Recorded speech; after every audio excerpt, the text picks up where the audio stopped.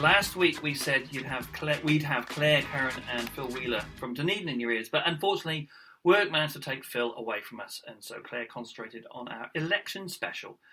Happily, Bruce Aylward from cloud company Soda was available, and we have a fantastic interview discussing cloud, New Zealand company startup, and how to grow out of New Zealand, as they have, and much more. Enjoy. Righty-ho, so here we are in the wonderful Gemtech offices in the centre of Wellington. I'm sitting here with Bruce Aylward. That's correct. Excellent. Who's from Soda with a P. And Bruce and I are just going to have a quick natter about startup scene, the Wellington scene, the New Zealand tech scene. So Bruce, do you just want to introduce ourselves to our techie audience? So, my name is Bruce Aylward. I'm the Chief Everything Officer at Soda, that's PSODA.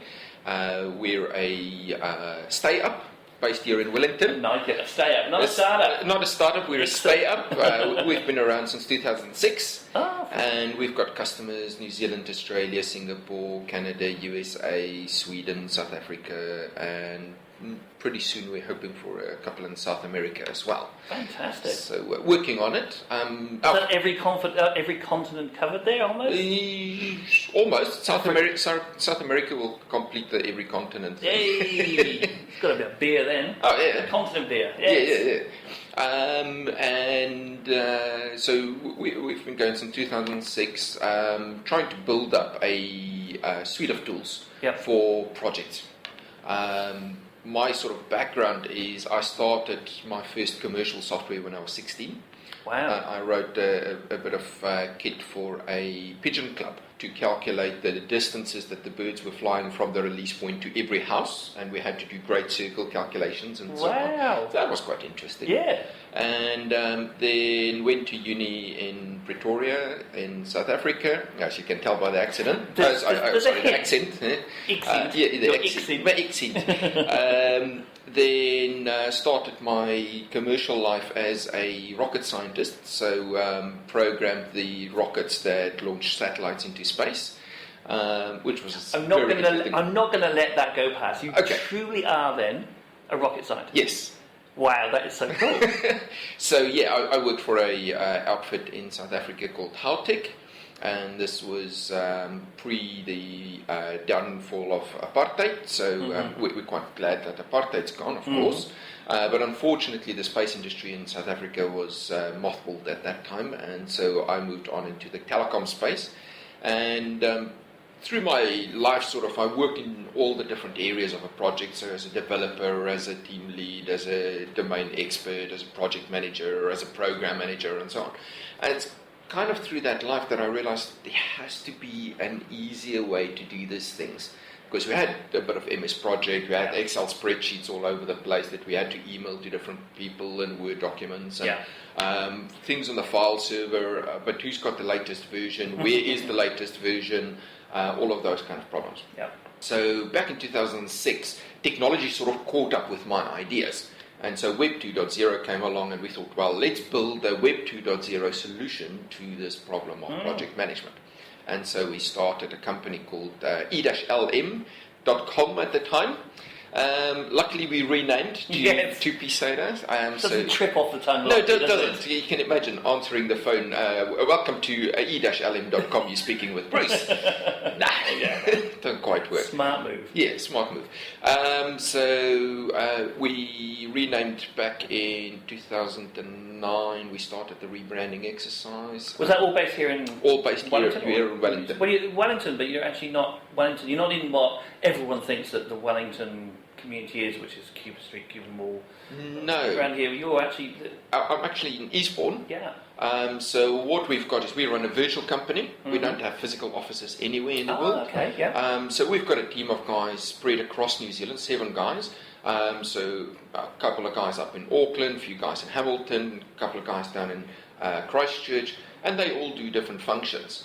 And so what we do is we get together on a weekly basis on a Skype or a GoToMeeting, depending on what we want to talk about. And do we want to screen share or do some designs and stuff like that? And so we planned out, okay, what did we do last week? What went well? What didn't go well? What do we have planned for this week? Do some planning out and so on. But in general, we work with guys that are quite independent, and they work all kinds of hours. So we've got a girl, she was pregnant, and she might be working at 3 o'clock in the morning. And so it's like, yeah, that's no problem, because it fits into her lifestyle, but because she's at home, she can look after her baby and be able to work for us. So we're kind of tapping into that pool of resources that a lot of people sort of miss out on. And so are they full-time employees? Not full-time, so they part-time contractors. So they might be doing 20 hours or 30 hours a week. One guy's maybe doing 10 hours a week. So it depends on what they want to fit into their lives.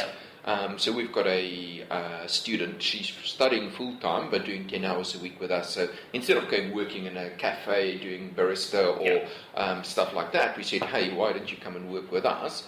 So she started off as an intern with us, and now she's working on a part-time basis with us as a contractor. Oh, very cool. Yeah. That's awesome. So that's they say the virtual company, the virtual team that's spread around. Absolutely, yeah. It's interesting to hear you talk about that. There's lots of people talk about it, but very few people do it. Well, they do it, or they manage to do it well. Did you start off the company with this is the way it's going to be? Absolutely. And it's part of the philosophy of we're an online business. So should we have a physical office? No. Should we have people working in a physical office? No. And using online tools to do our job. So we use online accounting, we use online GoToMeeting or Skype or those kind of tools. And so our tool set is also designed to be used virtually rather than necessarily in an office where everybody's in one place. So a lot of the principle or even philosophy is around allowing people to work from anywhere, get to their project, get to their data, and be able to do their job. So one of the tools that we've got in there, for example, is a electronic whiteboard, where everybody could share the whiteboard. They can draw on their whiteboard, and it's shared across all of the whiteboards in real time. So instead of having to be in front of the same whiteboard, you've now got that virtual whiteboard happening. Very cool. Yeah. So having that as a vision from the start, as opposed to, I suppose, applying it to a company that... An existing company. Yeah. So taking a company out of an office and doing virtual is much harder. Because you've established processes and culture and things around an office. Whereas if you built it up from a virtual point of view from the start, then you're building up a culture in that kind of environment. That's fascinating stuff. The others, I mean, having the tools and obviously the products that Soda have, do you help organisations with that approach? It's something. It's a left field question. It's something that we've chatted to people about, just in terms of how do they do things, especially in the startup scene. There's a lot of startups that believe that they need to get into an office as quickly as possible, and it's like, no, you don't have to. So we sort of prescribe to the lean startup concept, where you start with a minimal product, sell that, and then add to it. At some point you might find, well, you need an office because of, but if you don't need an office, don't go into office just because. There's, I suppose, that image of, I'm not a real company unless I've got an office with a sign on a door somewhere. There's that, but where do people find us as a company? They find us online. They're not finding us by walking down the street and seeing a sign on the side of a building. How does that play with, I mean, correct me if I'm wrong, but the majority of your customers would be government, is that? Or large organisations? Large organisations. So most of our organisations are at least 100 people plus. So from their perspective, we typically go to them rather than them coming to us, which works pretty well because, again, we don't need offices. In the Wellington scene, of course, you have meetings in coffee shops. You don't have meetings in meeting rooms. So there's another reason not to have a meeting room. And then fact of matter is there's many meeting rooms around town with mates and so on that we could use if we really needed to get into a boardroom and so on. So in the past we've been working with Gemtech and used their boardroom as well. Fantastic.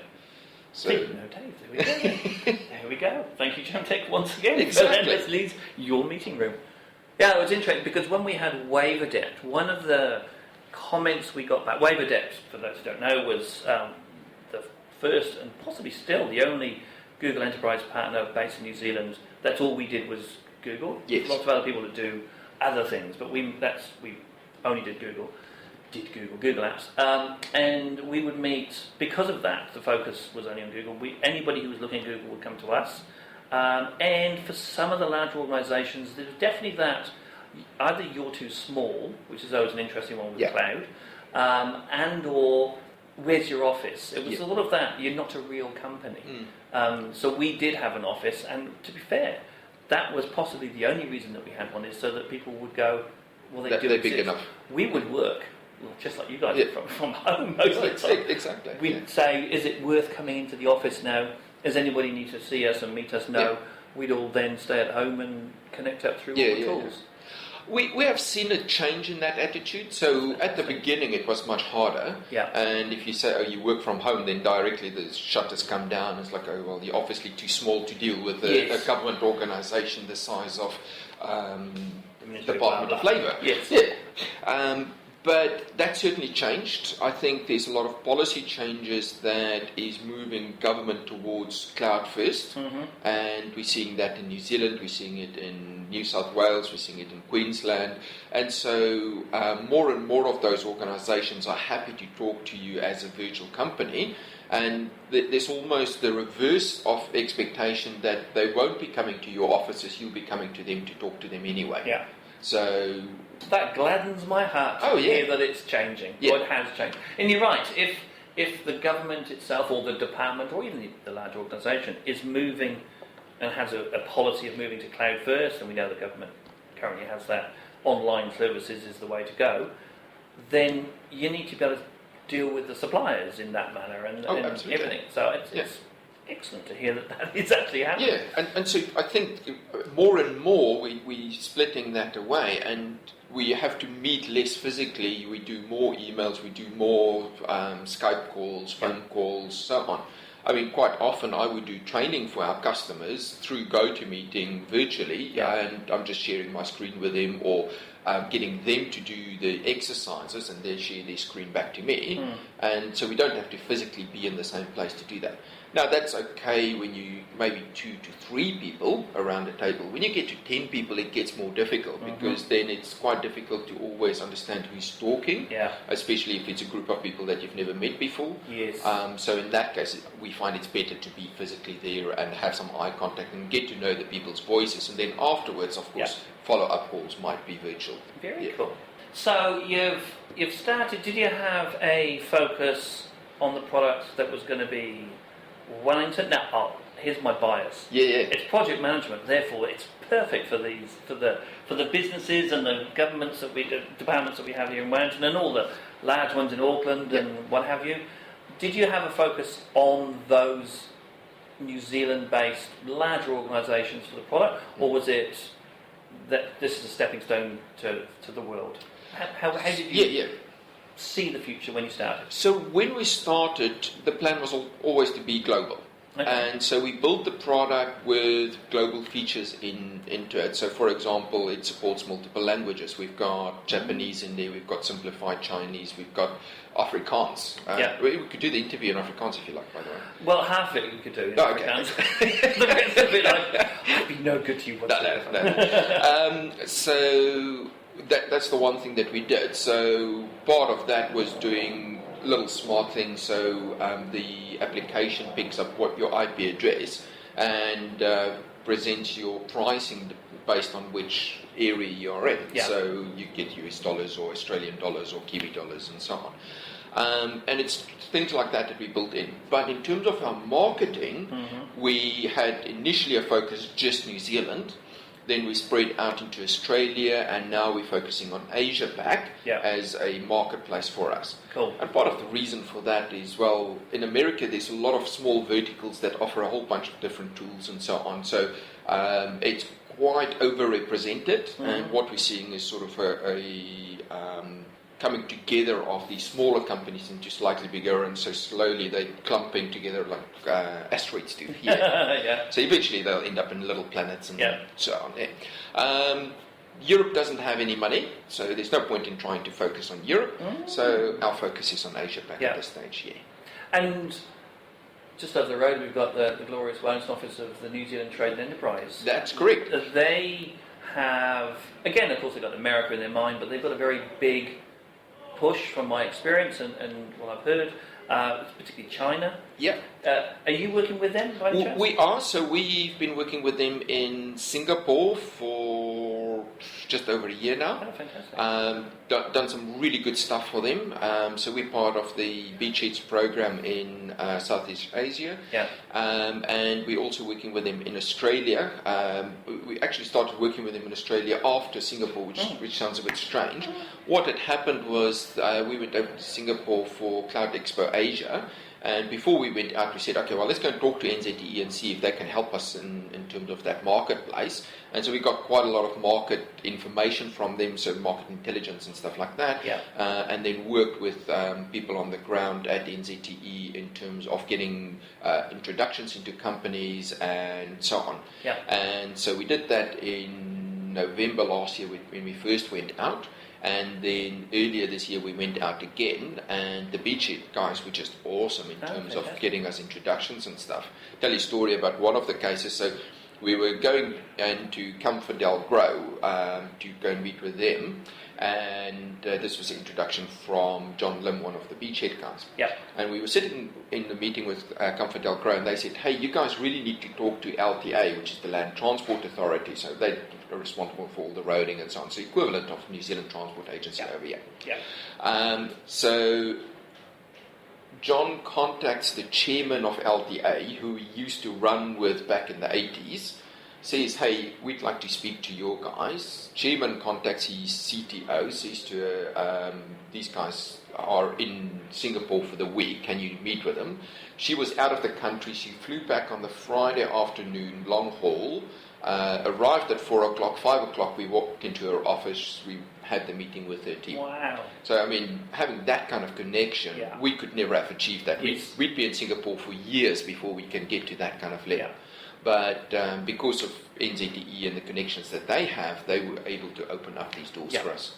Is there anything, and the NZTE, the Beachheads and the connections they have, is there anything that you think other startups, before they approach NZTE, that the things that they need to have to help NZTE help you? What do people need to give them so that NZTE go, oh, I get it, I understand, and now I know how I can help you? I think the thing for NZTE is that they need to see that this is a product that can be taken to the market.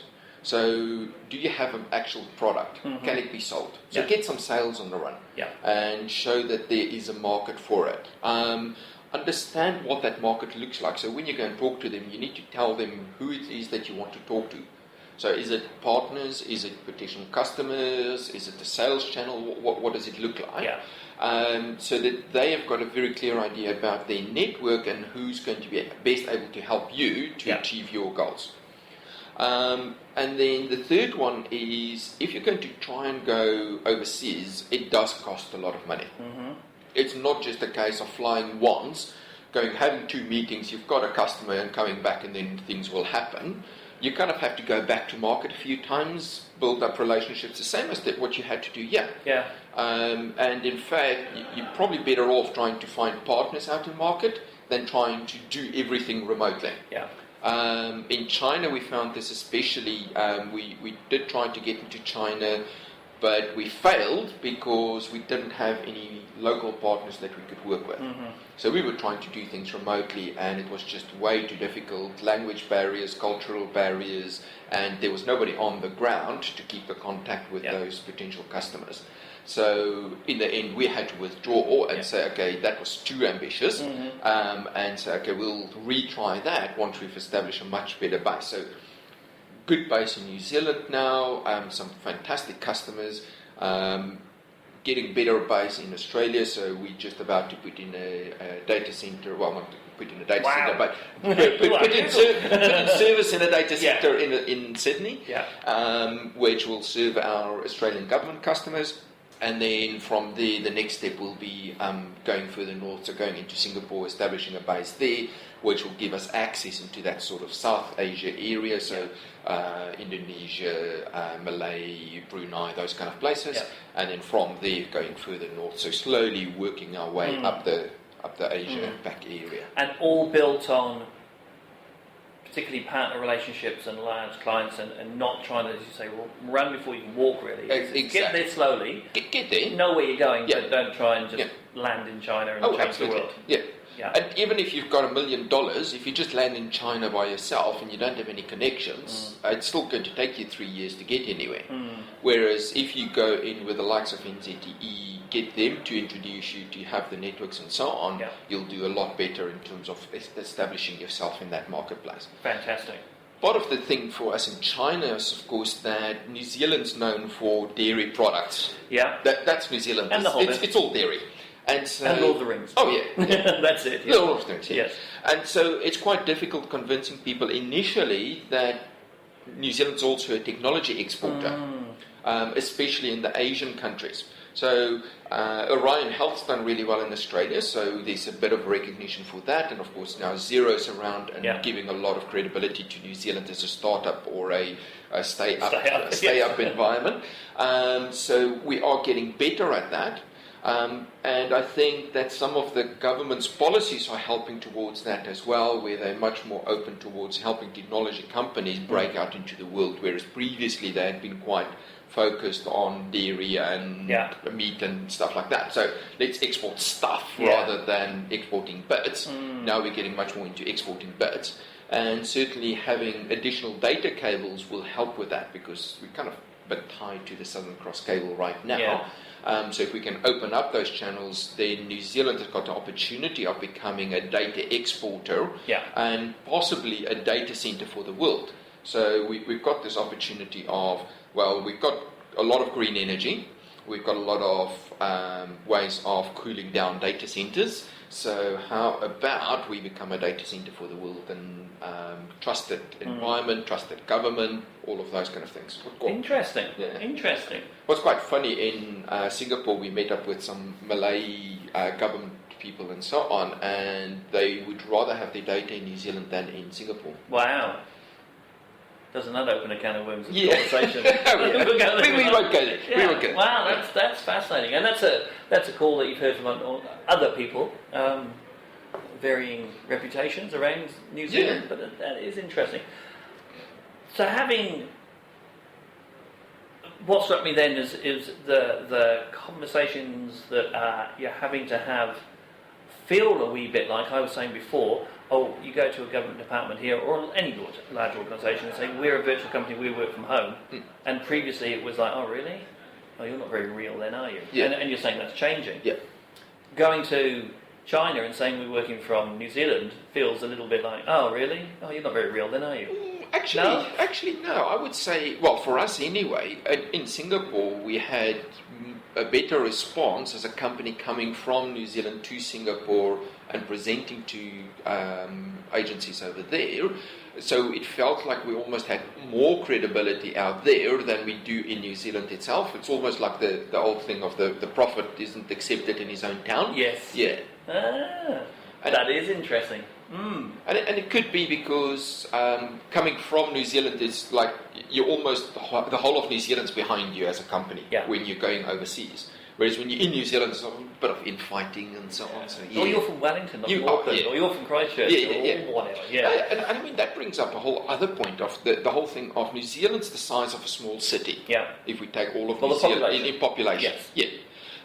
But we've got all this infighting between the main centres. Oh, well, Silicon Valley's up in Auckland. No, it's Silicon Valley. No, it's Christchurch, whatever they want to call themselves. Instead of saying, well, let's work together and make one big Silicon, the land of the Silicon Cloud. What? Silicon Cloud. There you go. I've not heard of that one. That's a good one.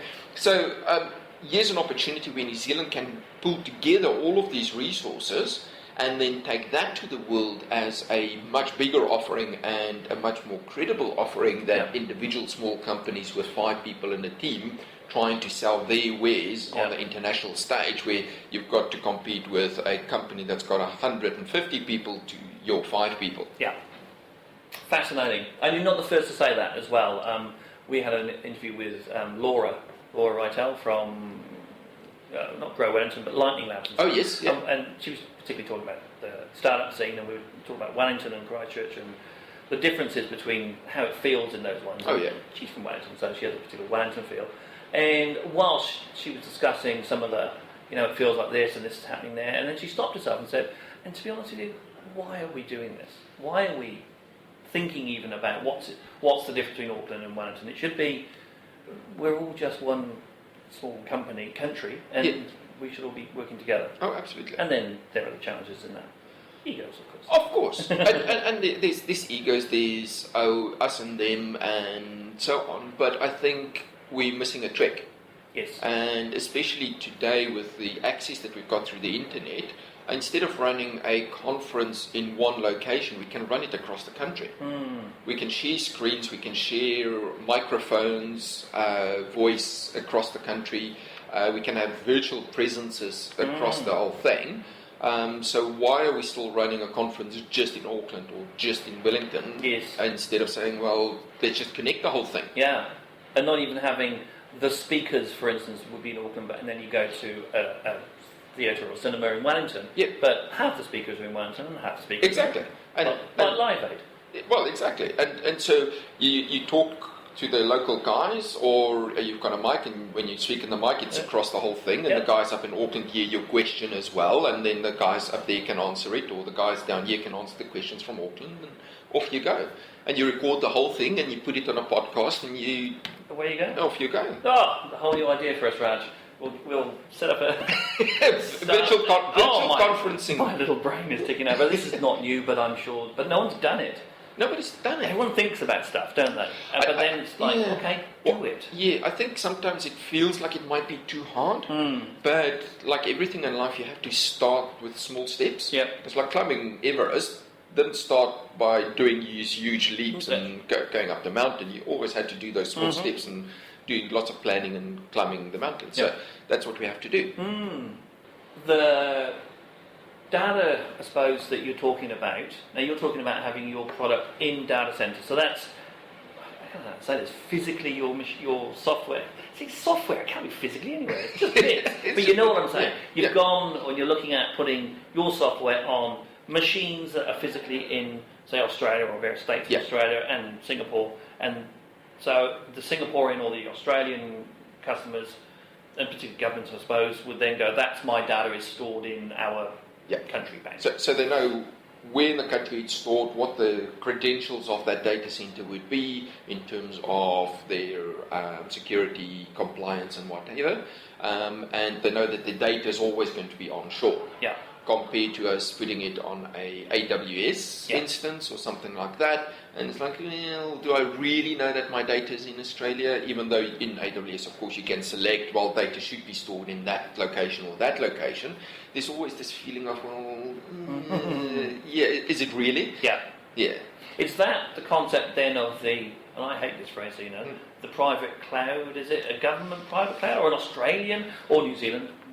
Pick a place, doesn't really matter. Well, is that what's your thinking around that? Well, from our customer's point of view, it's still the cloud. The only difference is from their perspective, they can pick which country they want their data to be in. So they can say, hey, I'd like my data to be in New Zealand, well, go on to this server. I like it to be in Australia, go on to this server, and never the twain shall meet. Yeah. And in terms of things like our backup storage, we do the same kind of thing, so that's all good. So one of the things that we tried to do there is we did look at AWS as an alternative, and we're still working on that with AWS in Singapore. Yeah. So what we're going to do there is have a AWS instance for some of our Singaporean customers because they are already in AWS and they're comfortable with that idea, and so they'll go onto that instance. But then we might have a government instance, which is our physical servers, and the government will know, okay, well, it's definitely some. Yeah. There's the physical server. I can, if I want to, I can go and audit the box. I can go and see the physical box. Yeah. So your software obviously then is fairly agnostic as to where it is. It just goes, just give me machines and power and a particular configuration and exactly. I'm sorted. Yeah, so we built that on open source, so we've got a lamp stack. Yep. But what we did with the application was build it in a way that allows us to scale very quickly. So we can add additional servers to the front end, and they will just all link back into the back end and the database and so on. So we can scale that up. But then also looking at things like if you go onto the wrong box to log in, it will find the right box for you and redirect you back to your box rather than being physically limited to that one box. Yeah. Very cool. Fascinating stuff that you brought up. I like the virtual conference. I can't believe we haven't done that in New Zealand. That's exactly. It's like, why not? Yeah. And if you really want to have a physical presence, how about one of these little robots that go around with a video screen? Like Sheldon in... Well, Snowden did. At Google I.O. He was there but not there. Yeah. But have like a little robot and you can direct him around and walk around and talk to people, and if you really wanted to do that. You might have, say, 10 of them in the conference, and people can rent them. And so you rent them for half an hour, walk around and park it again so it can charge up, and the next guy can come along and take the virtual presence, and off they go again. Let's do it. It's interesting. I mean, we talk about, we're going up to the Microsoft Tech Ed conference. Oh, yes. Which is, I'm not from the Microsoft world, and I've been very vocal, for or against. Yeah. The Microsoft stuff, but it is still by far the largest tech conference in New Zealand, and it is, you have to go to it. Yes. Which is fine for a lot of people if you're in the North Island particularly, but it's like, well, why not spread the love and put it into other places? Yeah, that's a cracking idea. Hey, look, Bruce, thank you so much. This is your chance to pimp yourself. Where do people find you online? Okay, so you can find us at bsoda.com, so soda.com. We don't say the B, otherwise we'll be spitting at people all day. Yeah, soda. Fair enough. And just go there. That will direct you to our website. It tells you all about the product and so on. So it's basically a suite of tools for portfolio, program, and project management. But it looks at the end-to-end life cycle. So everything from an idea, post it on an intranet, prioritization, do some planning around that, through some gates, so do decisions which project can actually go forward and so on. Then do your execution, so tracking that the project's being executed properly, including some tools for your BAs to do their requirements stuff and for the test analysts to do their test stuff and so on. And then through to what happens after the project finishes. So a lot of tools kind of stop at that point. They do, yeah. And so what we've done is say, no, it continues. So what about continuing to manage the benefits that the project was supposed to achieve, so let's monitor those and see that we're actually achieving them. And then product management around, you've produced a bunch of products out of your project, those might have future releases with defects or change requests or issues and so on, so there's a whole area to manage those kind of things. Fantastic. So psoda.com. And yourself? Are you a Twitter man? I'm a Twitter man. I'm a LinkedIn man. I've even got a Google Plus page. Oh, mate. So all over the place. Keep a lookout for us. But if you look for Soda_Bruce on Twitter, you'll find us there. Or if you just search for Soda, I'm sure you'll be able to find us. Excellent. Thank you so much, Bruce. And we'll see you on the podcast very soon. Absolutely. Thank you very much, Mike. That was an awesome interview with Bruce. That stuff about virtual companies was intriguing, as I myself only need a laptop and a phone and I'm good to go from anywhere on the planet. Great stuff. I noticed quite a few firms, even some of the big guys, are adopting this type of workflow. Love it. It was an excellent interview. And my call to action today is stop typing, get out and do stuff, because I've been typing this up far too long and we're a bit late, so sorry about that, right? That's fine. Next week, we're having to have a great interview with the most excellent Owen Evans, ex of Xero, and now running Full Tilt with Hoist. As always, don't take our jibber jabber as gospel. Get all the links to the stories we reference in our show notes. And all the notes are in one place. They're linked from #MePodcast post when we go live on Tuesday, or simply Google Access Granted Show Notes. Look on Twitter for me, at Miramar Mike, and Raj at NZRaj. Use our podcast hashtag, Access Granted, or you could email us on accessgranted@hashtagme.co.nz. And for all the hashtag radio goodness, such as the Twitter links, Facebook newses, Facebook pages, newses, prizes, and more, go to the hashtagme.co.nz website. I really like that newses. Yeah. Thanks for your time. See you next Tuesday with the Kiwi Tech News for those who make the computers do what they do. Ka kite anō. hashtagme.co.nz